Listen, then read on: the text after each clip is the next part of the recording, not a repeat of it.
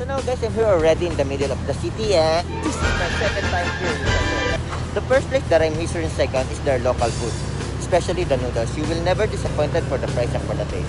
Second is the nightlife here. So later guys, I will show you how is the nightlife here in Saigon. So let's take a around.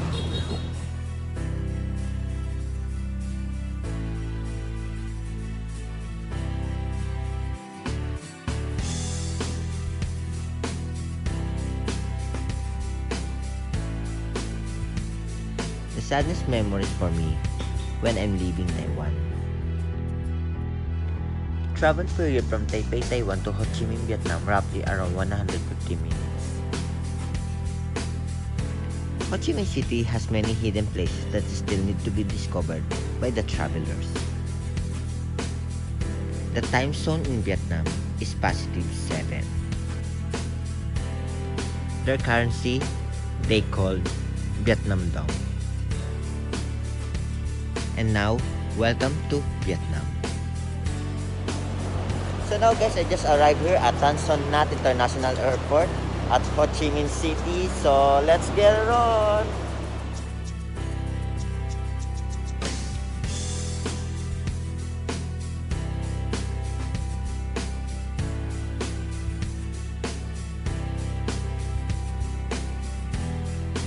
Ho Chi Minh City, also known as Saigon.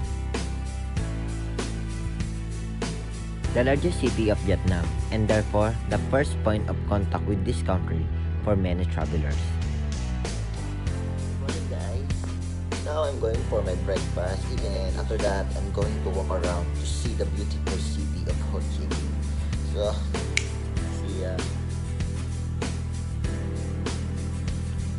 Ho Chi Minh City is chaotic, noisy, hot, and just a bit crazy.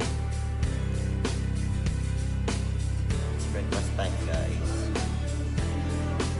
The population of Ho Chi Minh City is 13 million and over 7 million motorbikes.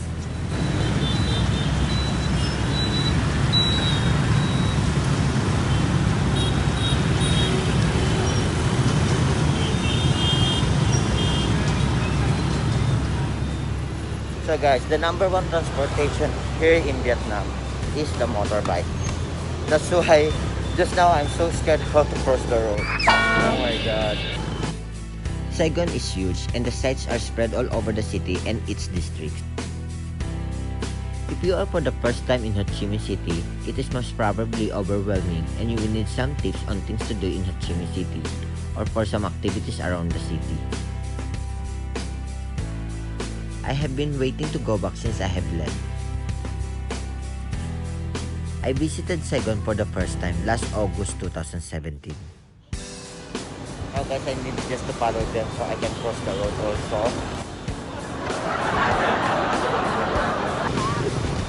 So I can cross the road also, guys. So clever.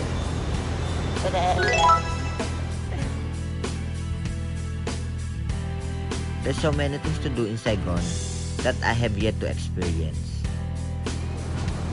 So now guys, I'm here already in the middle of the city and this is my second time here in Saigon.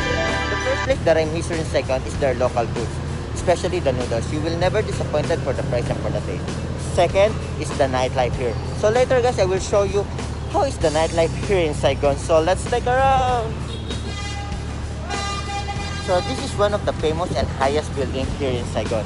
They call by Texco Financial Tower and Saigon Skydeck.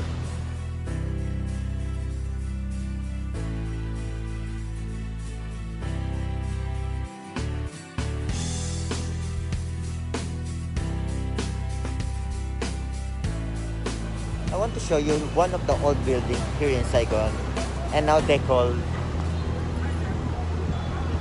the Cafe Apartment.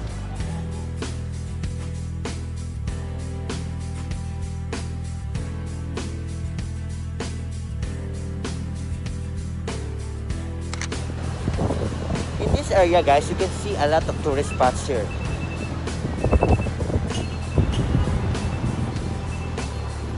In just one round.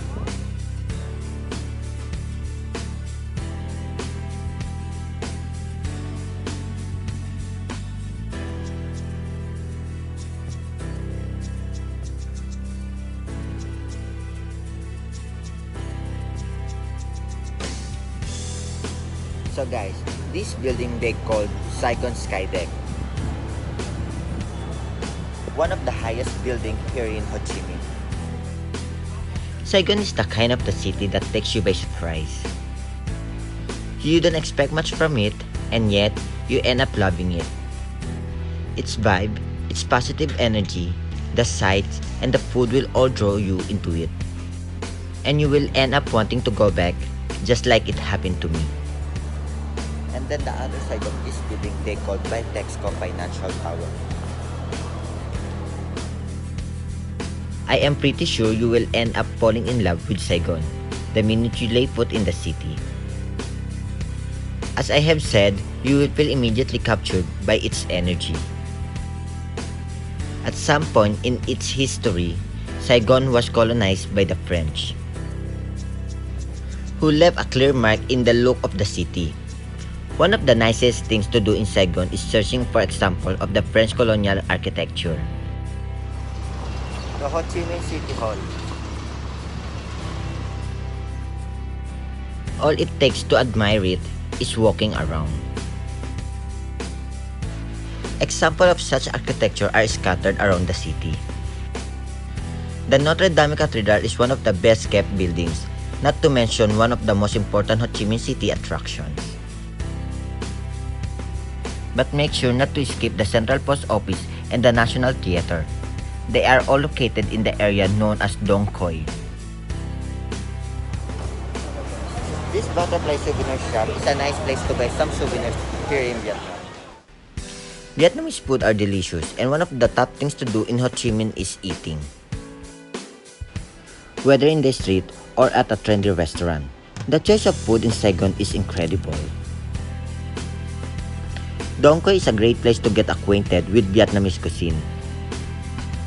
Grouped all in one place at a very stylish location, there are several street food stalls that serve all the staples of Vietnamese foods.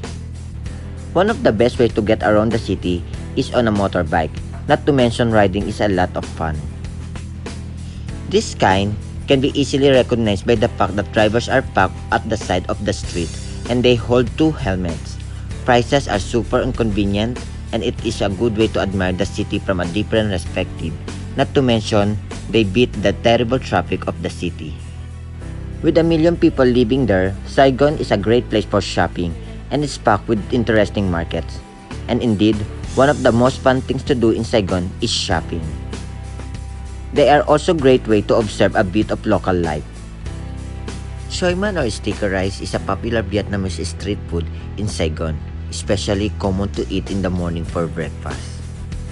While there are some Vietnamese breakfasts I could eat every day, xoài man is not one of them, though I did enjoy it for my first try. And I like the contrast of the hot sticker rice paired with the cool plate, and etc. But even those ingredients, I was quite pleasantly surprised just how good the xoài man was. Ho Chi Minh City is Vietnam's definitive party city, with hundreds of bars and clubs to choose from for a proper night out. However, the age-old quality versus quantity argument might not be necessary here as the city nightlife scenes is quite possibly one of the most diverse in the region. Whether you are into eardrum-crushing Bina house music, fun nights with your friends at a dance club, a low-budget night out for some cheap Saigon beers, or some good dark underground techno, there's something for you here. Backpackers usually stay and drink along Bui Bien Street for Ho Chi Minh's nightlife and entertainment. Sure enough, you really should make it a point to make the most of your limited time in Saigon.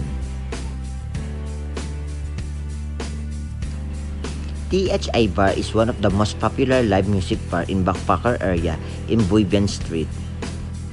Live music with Filipino band and singers every night from 9 p.m. to 1 a.m.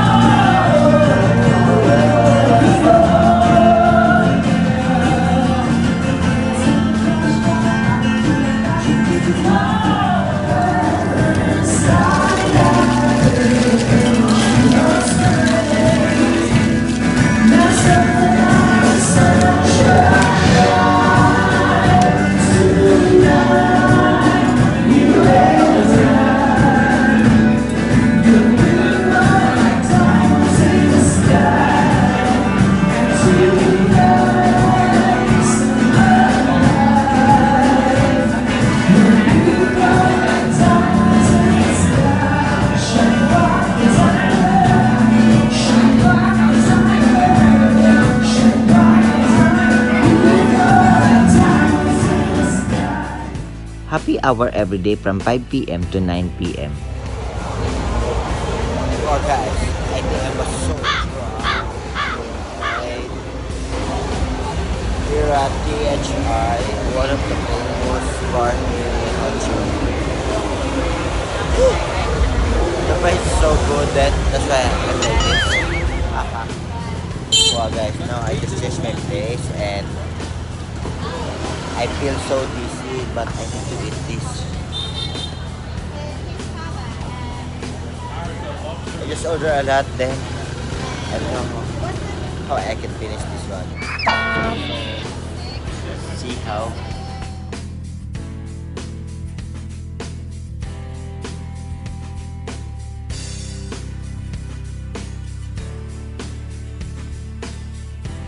Ho Chi Minh Airport has two buildings to accommodate domestic and international flights. The French government built the airport in the 1930s, calling it Tan Son Nhat International Airport in 1950s. The United States Foreign Aid added a 2,000-meter runway to the airport. Today, it's South Vietnam's main airport and one of the world's busiest airbase. With 32.5 million passengers in 2016 and 38.5 million passengers in 2018. It serves Ho Chi Minh City as well as the rest of southeastern Vietnam. Vietnam, timeless charm. I'm here already at Tan Son Nhat International Airport departure area. So guys, this is the end of my trip here in Vietnam. So, see you in Thailand.